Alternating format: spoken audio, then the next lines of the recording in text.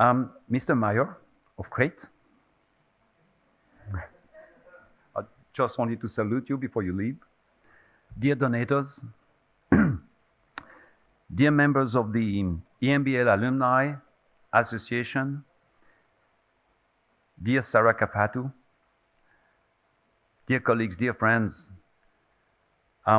ladies and gentlemen, I was really touched to be nominated to give this lecture, for I had the highest respect for Fotis Kafatos, for his life, as a scientist, as an organizer of science, at many different levels, and as a brilliant ambassador of science. But perhaps most importantly for me, as a mentor. And I'm very glad today to be able to celebrate his memory close to him here in this beautiful cultural center of Heraklion. Now, I had the chance to meet Fotis at a very early step of my career, more than 35 years ago, in fact, in this beautiful foundation, Les Treilles, in southern France, that he had helped organized with Madame Annette Schlumberger. He had invited me to a very small, very close, informal discussion with several stellar scientists I considered at that time as totally unreachable colleagues. I was actually terrified. But Fotis was amused by this. He was caring. He liked to discuss and argue, to confront ideas. And I remember this initial meeting as a sort of a scientific equivalent of the Salon Parisien of the 19th century, where authors, poets, writers, philosophers were trying to reorganize the world. Much in the same way, in fact, Fotis thought that only multidisciplinary scientific thinking was capable to help building a true representation of our surrounding living world.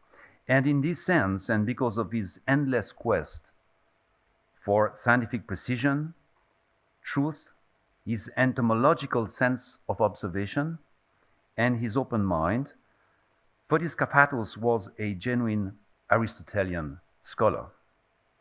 Now, I met Fotis at a time when developmental biology, genetics, and molecular biology were eventually finding a common language, which led to a convergence between the science of animal development, embryology, and that of their evolution.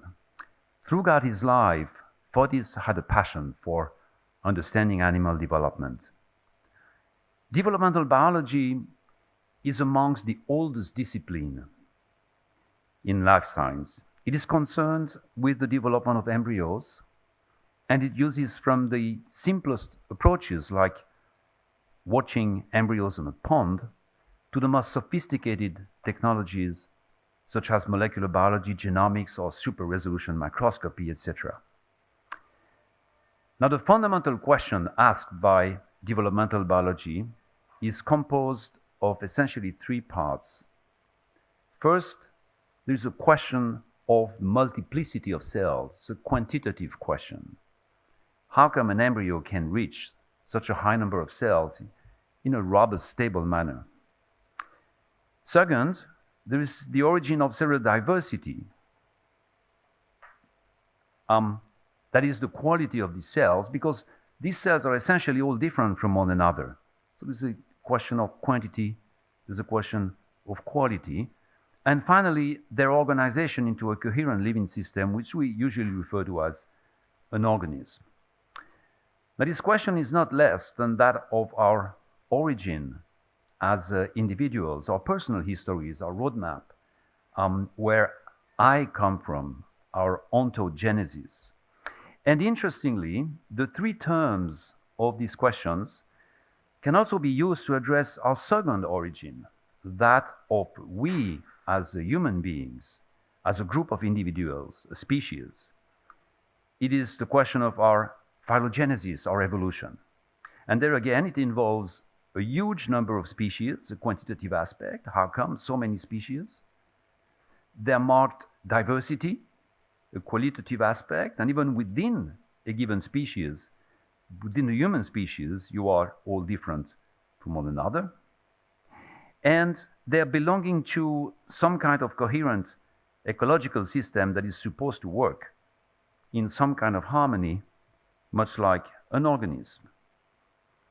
That is convergence in how these two fundamental questions are formulated is reinforced by our graphical representations of these disciplines. In both cases, indeed, we used to visualize these processes through a series of binary bifurcations resembling genealogies. On the left-hand side, you see the description of the tunicates' early development. This is a fantastic work done by Ed Conklin in 1905. And you see the series of cellular division, one cell giving rise to two cells, giving rise to two cells, giving rise to two cells, and eventually leading to particular tissues. And that leads to these sort of arborescent structures that you see on the left. Now, similar to that, you see on the right a phylogenetic classification, which is also based on the binary separation of species, with new species evolving from an ancestral one, which evolved from an ancestral one, etc., also giving this figure of an arborescence.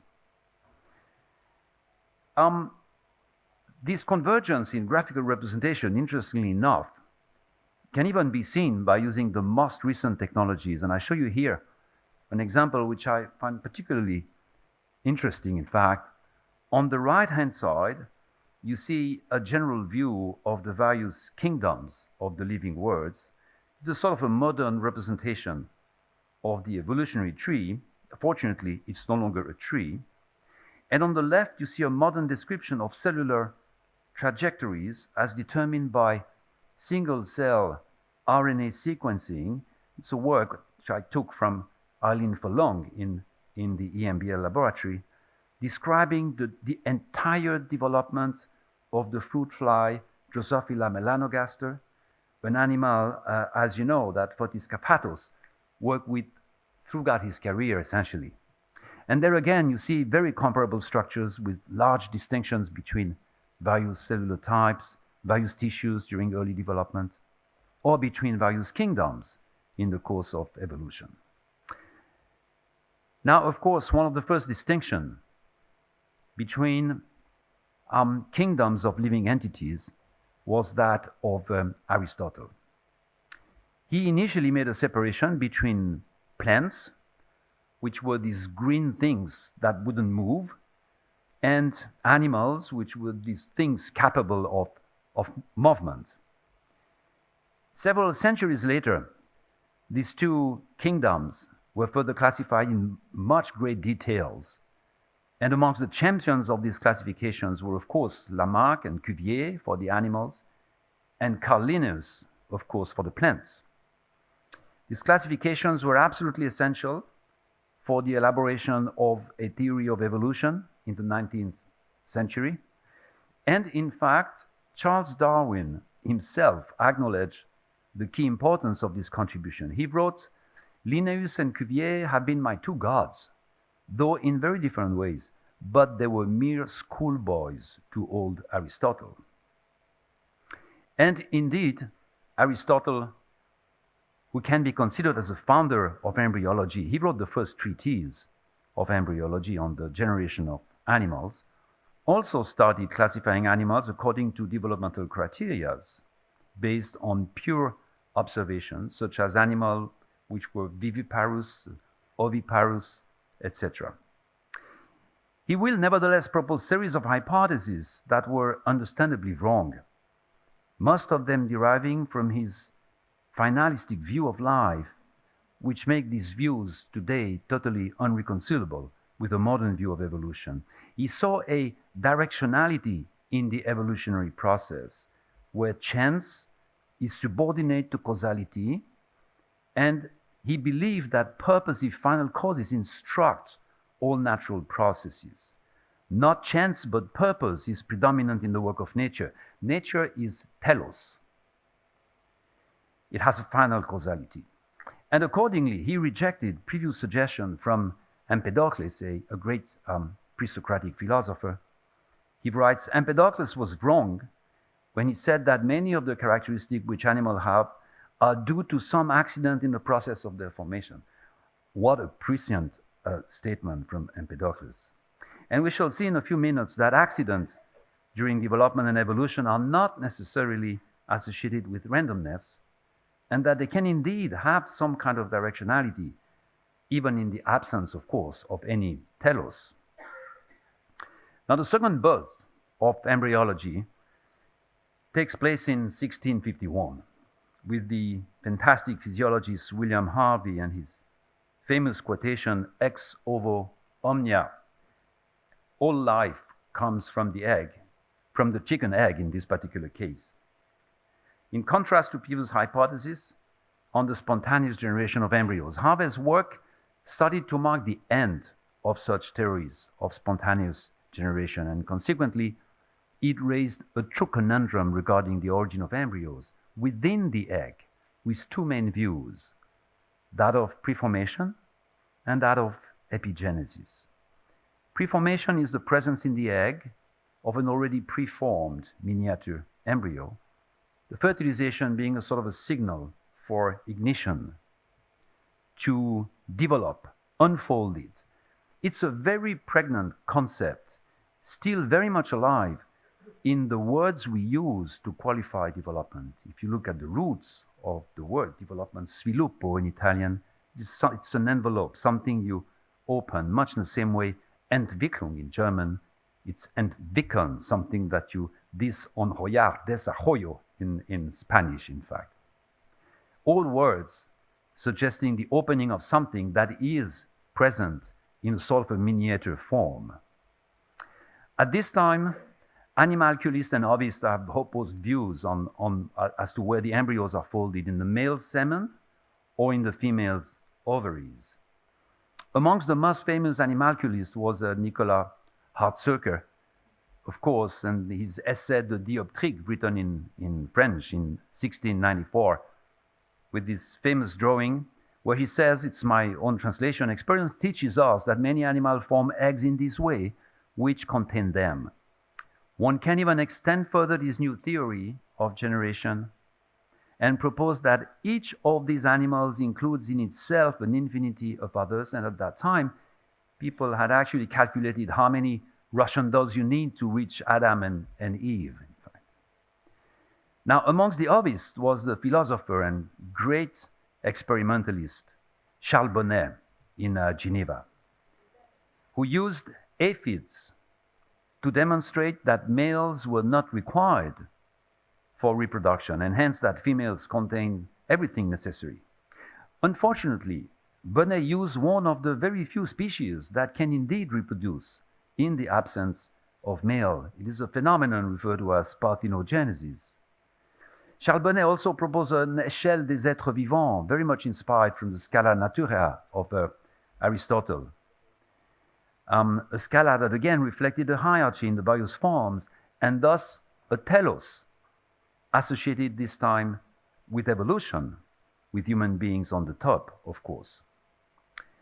Now, the debate will terminate at the start of the 19th century due to improved observations, to the segregation of characters, and many other observations, thus eventually raising the key question of development.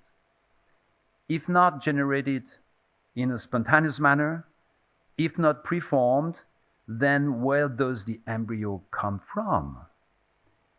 And this extraordinarily complex question couldn't possibly be answered at this time, and will start to be correctly formalized at the end of the 19th century, long after Darwin and the publication of The Origin of Species.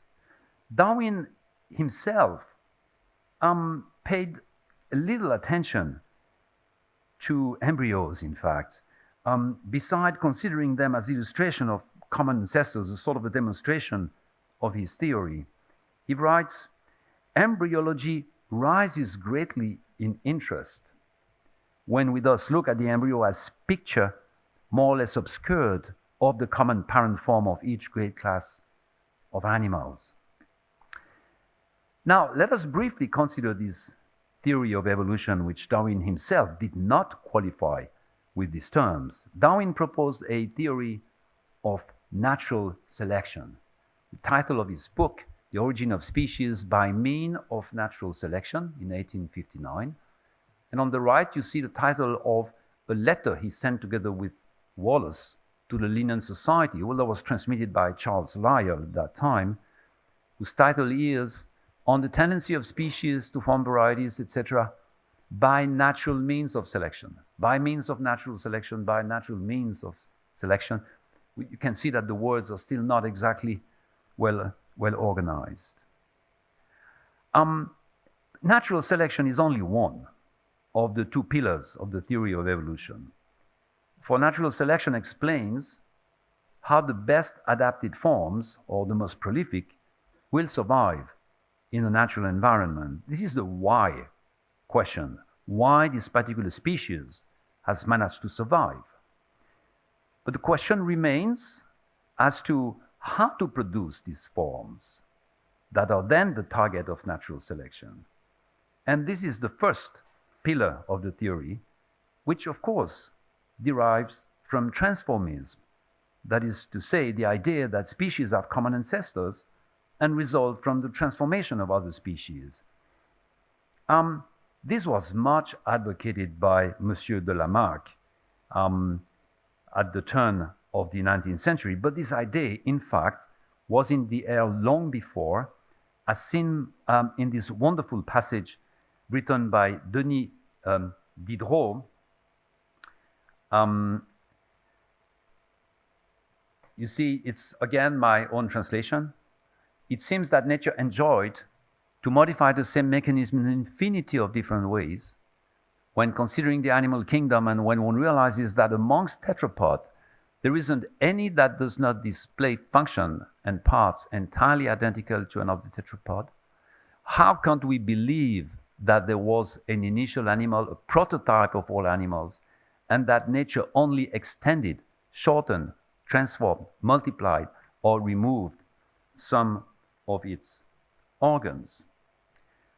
This is taken from On the Interpretation of Nature. That was published in 1754, at about the same year when Charles Bonnet was trying to demonstrate preformation in aphids. Now, until recently, however, the importance of this mechanism of variation that Diderot alluded to, leading to such transformation, was largely and understandably overlooked. As illustrated by this textbook view of the theory, where it is merely said, it varies. Individuals in a population vary in their heritable characteristics. But this is nonetheless the how question. How different forms can evolve, by which mechanism? Now, this critical question was not really formalized until before 1893, when Thomas Huxley, the grandfather actually of Aldous Huxley, the author of The Brave New World in 1932, stated, "Evolution is not a speculation, it's a fact. It takes place by epigenesis," and he says the theory of body construction, epigenesis, must complement the theory of change, natural selection. This is how to get large changes in anatomy. Now, as we know today, most of these changes likely occur at the level of the DNA, and in particular at the level of those genes controlling important aspects of our development. Now, this was also already and wisely hypothesized by his grandchild, Julian Huxley, a brother of Aldous Huxley, who wrote in 1942, "A study of the effect of genes during development is as essential for an understanding of evolution as are the study of mutation and that of selection." And indeed, it is during development that morphological variation may occur, leading to substantial changes in forms and function, and hence development and evolution are indissociable from one another. Now let me take a simple example of this very tight link, which is that of the development of our hands and feet, or digits. If we would understand in all molecular details the genetic and cellular mechanism leading to the emergence of our digits during embryonic development, how these structures suddenly appear and develop in fetuses, then this would greatly help formulate hypotheses regarding the emergence of digits during the evolution of our ancestors. In some fishes from the Devonian period and their colonization of the terrestrial environment, which occurred in about 370 million years ago in a period called the Devonian. Much in the same way, understanding how a car combustion engine works allows to understand why and how turbo compression was added, and this regardless of the presence or the absence of any intention in this process.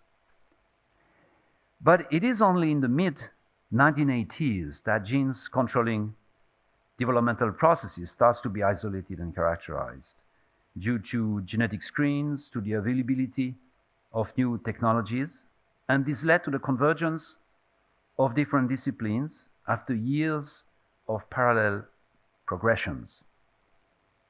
Developmental biologists who were interested in developmental mechanisms eventually met with those who were characterizing genes, as you see here on these red boxes. And from this meeting between developmental biology and molecular genetics, a new space was opened, that of the molecular studies of developmental mechanisms, a true revolution in the field. The second revolution came by the late 90s and was the advent of genomics, the time when we eventually could consult the entire sequence of our chromosomes, our genome, as well as that of the flies, the mouse, and many other animals. And ever since, we contemplate these genomes and try to understand how they can generate living organisms. Now, let me remind you that the human genome is made out of 23 pairs of chromosomes, all made out of 4 different molecules, abbreviated A, C, G, and T. Each one of our billion cells contain more than 3 billion signs. This is the equivalent of 1,000 books, each 1,000 pages long. You can calculate it's about a 50 meters long shelf, which is contained in every single of our billion cells. And we are now somehow like Champollion, trying to understand the Rosetta Stone. That was exactly 200 years ago, in fact. And we can reformulate the fundamental questions I mentioned earlier in my talk. The developmental question: how this inherited linear coding system can be read and interpreted by cells in space and time to generate an embryo.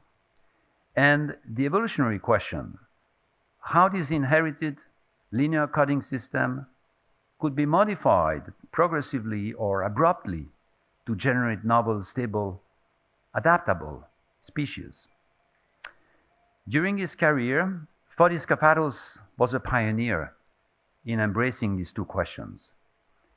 He was one of the first, before the 1980s, to implement a multidisciplinary approach of development, mixing genetics, molecular biology, and modeling. Together with Maniatis and Estratiadis, they characterized the first mammalian gene, as we just heard from Babis. Fotis was amongst the first to study the evolution and regulation of gene families. Years ahead, this discipline became a popular topic. And he also was a driving force in the advent of genomics through the sequencing of the Drosophila and subsequently of the Anopheles genome, the vector of malaria, as part of large consortia, also including Christos Lewis and Babis Savakis here in Heraklion. Fotis was thus tightly associated with this explosion of knowledge that occurred during the last 15 years of the 20th century, which led to 3 main theoretical advances that I suppose are still for many of us the fundamentals we use when thinking about development and evolution. The first one can be referred to as the universality of genes. That is to say, the fact that all animals are sharing most of their developmental genes. They actually are often interchangeable with one another from species to species. The second is the universality in the processes at work during development. All animals are sharing most of their genetic and cellular processes, gene regulatory networks, signaling pathways, the way cells talk to one another. The third conclusion is that all animal genomes share the same global structure, regulatory logic, and similar epigenetic information and modifications. Now, this led to a complete change in paradigm. Before, at the time I was studying in the University of Geneva, the question of why animals are so different from one another, the answer was, well, because genes are different, mechanisms are different. Why do elephants have a trump? Well, because they have trump genes.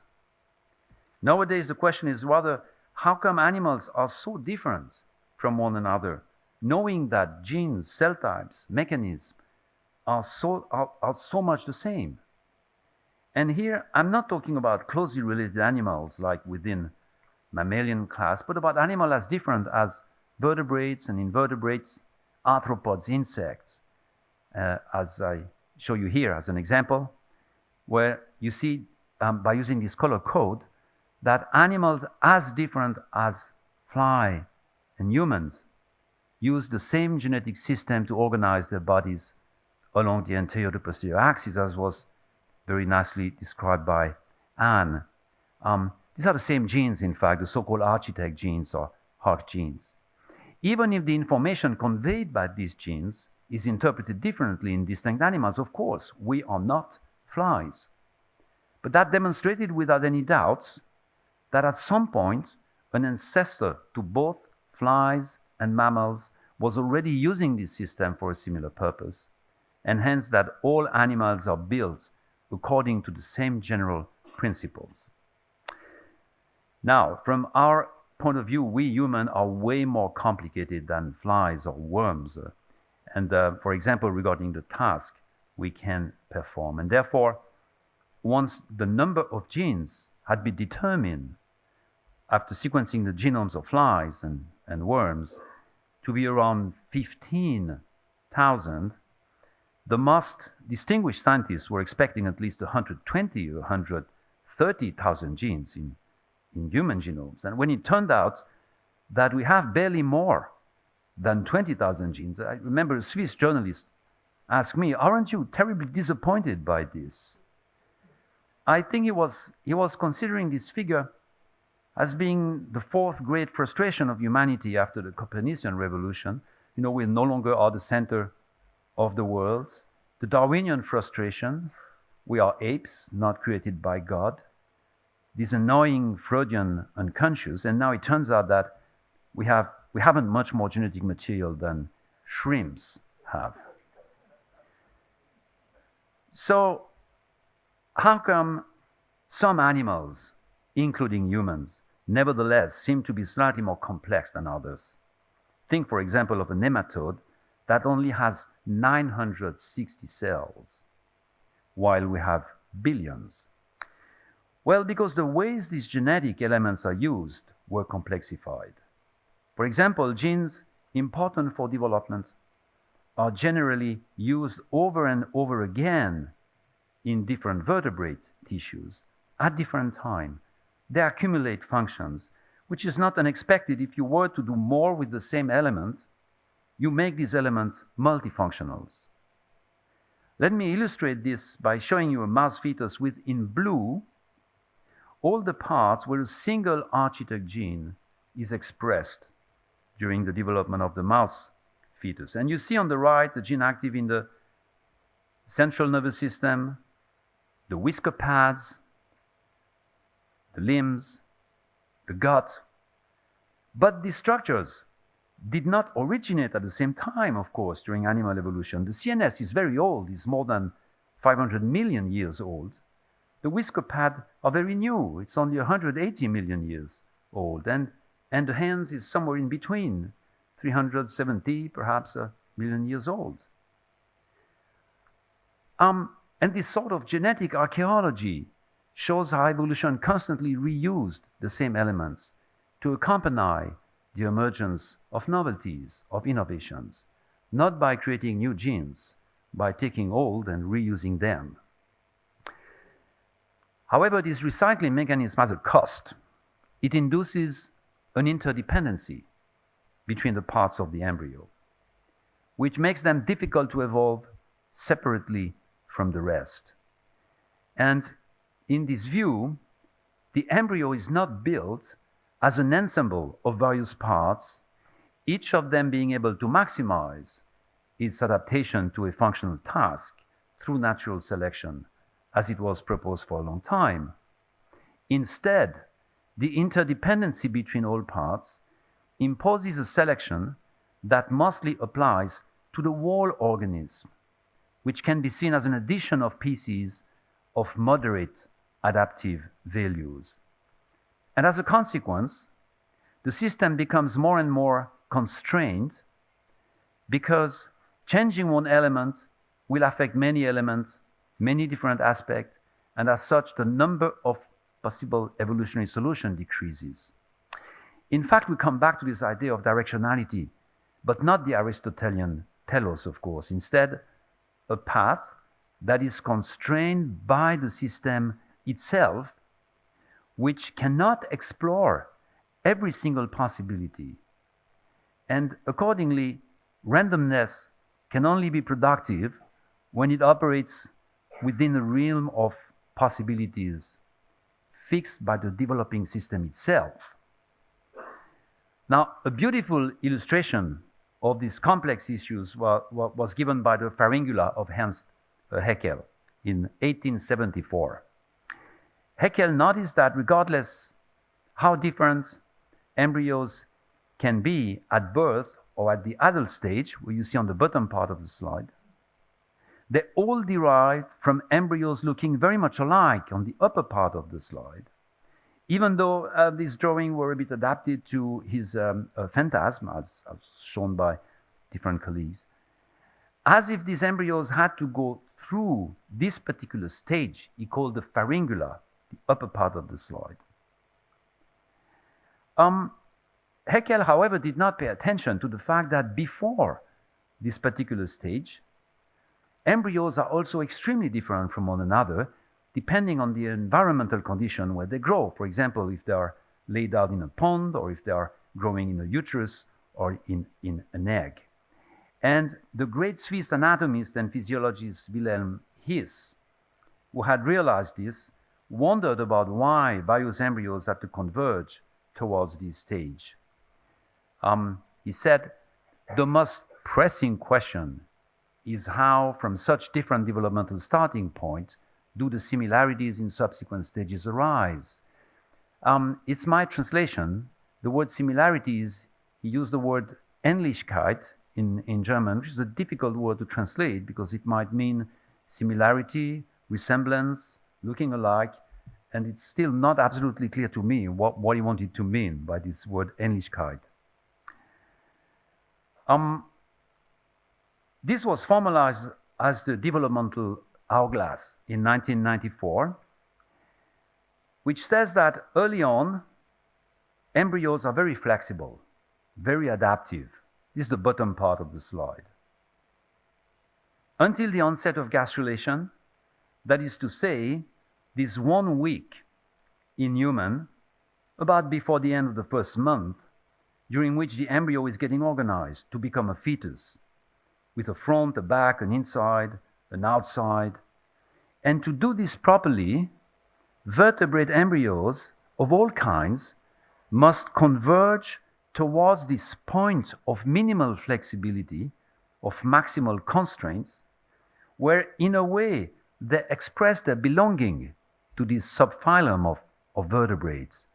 For a few hours in fish or a few days in human, they must pass through this neck of constancy between diverging again to express their species-specific characters. Why? What is the nature of the maximal constraints applied at this very time that prevent vertebrate embryos to also diverge at this precise stage? Now, coincidentally, this is the time when two different biological clocks starts to operate. On the one hand, there is a clock that fabricates the different segments, the floors of vertebrae. This collection of floors that are actually building our body axis. And on the other hand, there is a timer that instructs these new floors as to what they should become: a cervical vertebra, or a thoracic vertebra, or a caudal vertebra. Now, the former clock has to produce the various body segments in a reiterated manner through a genetic and cellular oscillation referred to as the segmentation clock. And that's a mechanism that was discovered and mostly worked out by the lab of Olivier Pauquier, that you see on the left.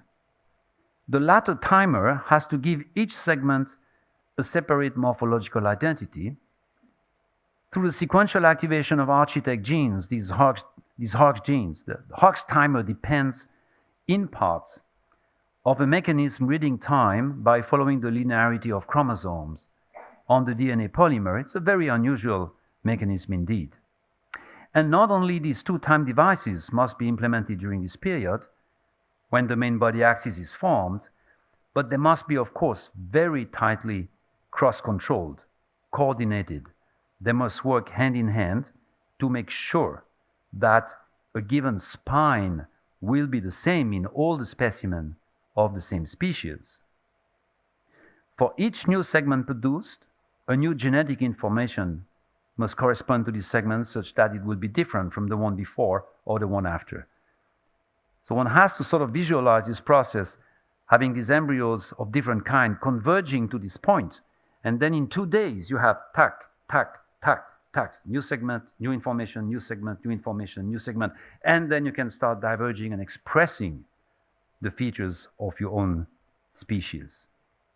Now, of course, different species can evolve slight variation in the coordination between these two clocks.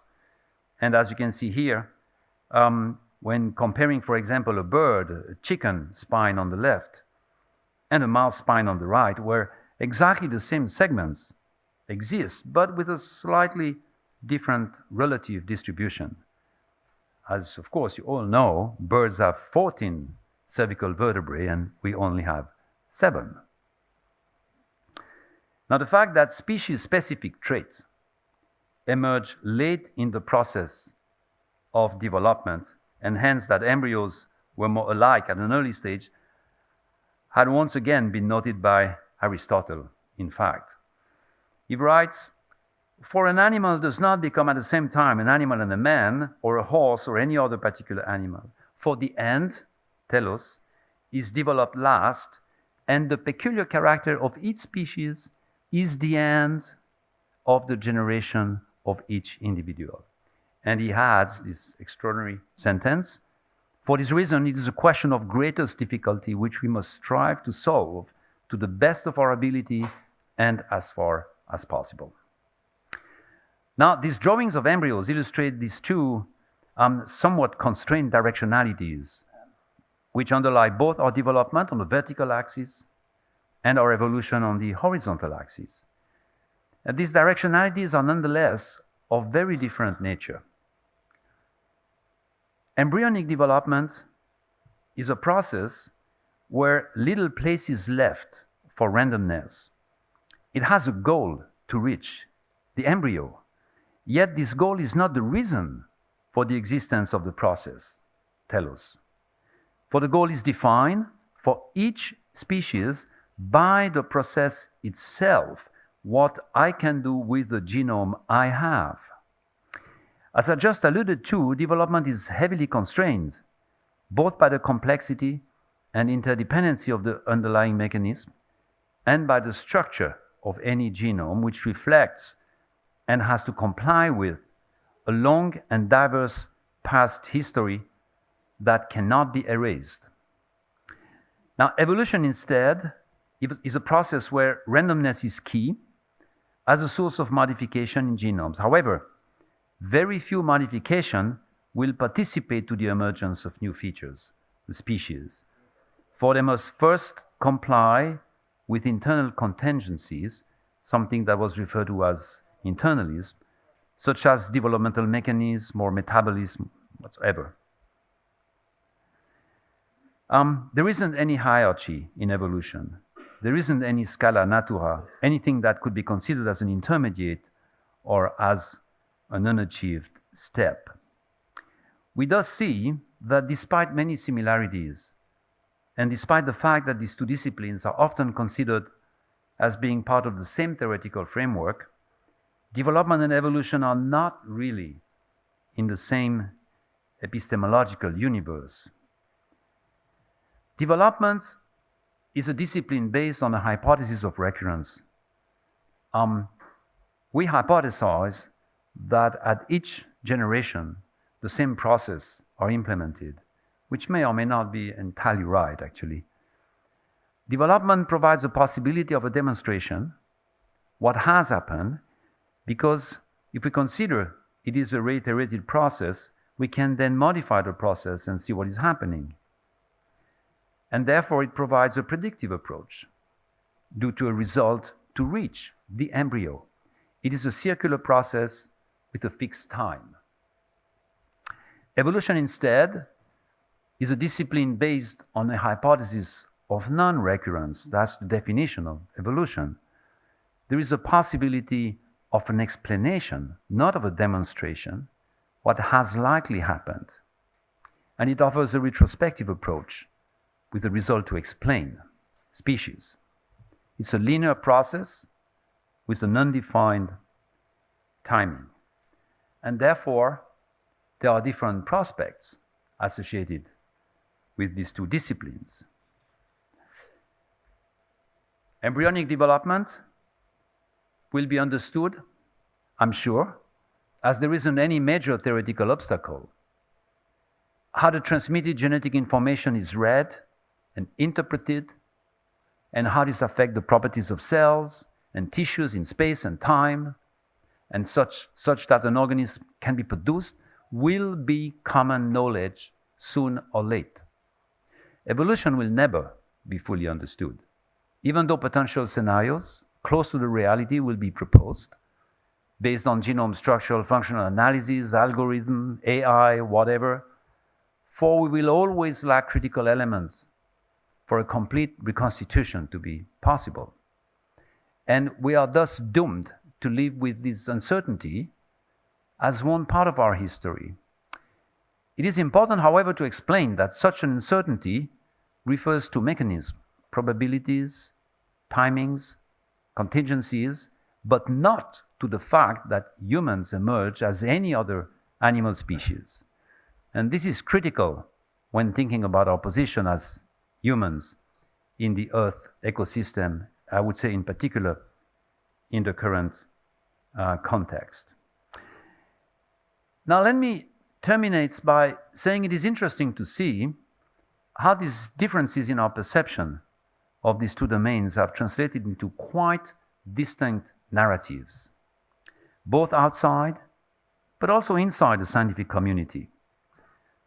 The past and present history of developmental biology is that of a science, much like physics, for example, with discovery milestones corresponding to precise dates associated to precise contributors, some of them being better known than others, of course, but the addition of them leading to the current corpus of knowledge. And in this view, it follows a rather classic epic narrative with some heroes, some fantastic events, some dramas.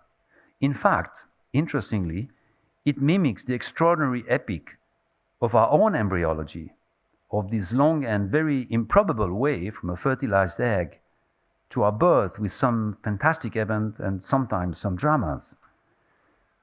It is usually a story with a happy end. Evolution has no happy end. It has no end at all. Not only we do not fully understand where and how we come from, but we do not know where we go. And this brings yet another level of metaphysical concern to that of our personal origin. And this may be too much, even for us human beings, and hence we seem to be happy with a slightly more mystical narratives when dealing with evolution. And this can be best seen when looking at the iconography normally used when referring to Charles Darwin. There are mainly 3 pictures of Charles Darwin you can find on internet. And I'm not showing you here the classical picture of the young Darwin embarking on the beagle because I have excluded this one. And if one asks the questions, which picture, either of the scientists, the severe man, the scientist, serious scientist on the bottom left, the loving father in the middle part with his son William in 1842, or the picture on the right, the prophet. If we ask the question, which picture we usually see in posters, announces for meetings, book covers, slides within scientific talks, etc., it is always this one on the right. It is the image of a prophet who wrote a fundamental book, who has been followed by a few apostles, and criticized too by some renegades. And even though scientists, as anyone, need to have heroes, I suppose the construction of a theory must not be confused with the construction of a myth. Now, this is a very important issue, for if we scientists give the feeling that we have a religion, then we will have to explain why we think our religion is better than any other. Darwin was primarily a brilliant scientist, and unfortunately, perhaps, a brilliant writer too. And I think it is our duty to remind people that our evolution, as our development, ought to be considered as natural processes, and as such should eventually find comprehensive scientific explanations. Fotis Kafatos was well aware of this. He was a master of dialectic, trying to build bridges between disciplines to navigate between development and evolution, between genomes and disease, between the irreconcilable Aristotle and Darwin. But before anything, I suppose, Fotis was a humanist who knew enough of human nature to be able to exert its persuasive power to engage people thinking and doing things they may not even have realized they could do, in particular, I would say, at the service of the entire scientific community. This is not the least of his achievements, and I'm therefore extremely happy and grateful on behalf of this community to have been able to celebrate him tonight, his impact and his many contributions. Thank you very much for your attention.